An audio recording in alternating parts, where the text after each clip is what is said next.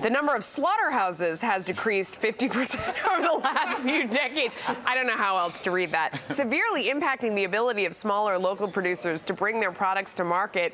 There are currently 5 small USDA-approved mobile slaughterhouses in the U.S., and we visited the only one east of New Mexico. Wow, take a look.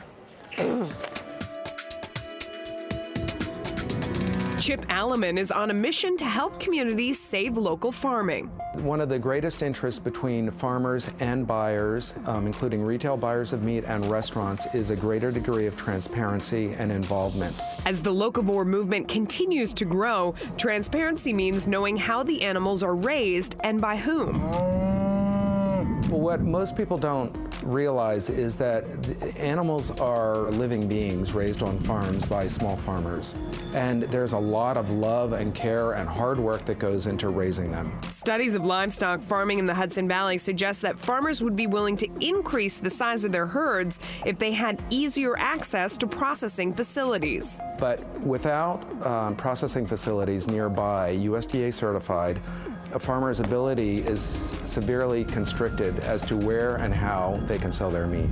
And processing is just one part of the equation. The slaughter part of the processing equation is the most expensive, the least profitable, and the most regulatory intensive piece. The mobile slaughterhouse is just the first step in helping rebuild the infrastructure that will help keep farms viable and profitable.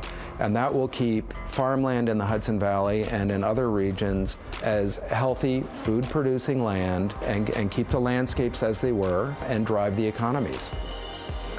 Yes, it is our own take on the Mark Zuckerberg story from this morning. Over the years, there have been a growing demand in the Hudson Valley for locally grown, humanely processed meat. The shortage of USDA-approved processing facilities in the region has made it difficult for producers to meet the demand. Well, wait, Zuckerberg is only eating what he kills? Only eats animals he kills himself. It's a big article that's in, I think it's in Fortune right now. Everything goat. Do we think that's a little odd? How does he kill it? Humanely, I think, is the idea. Humanely. Well,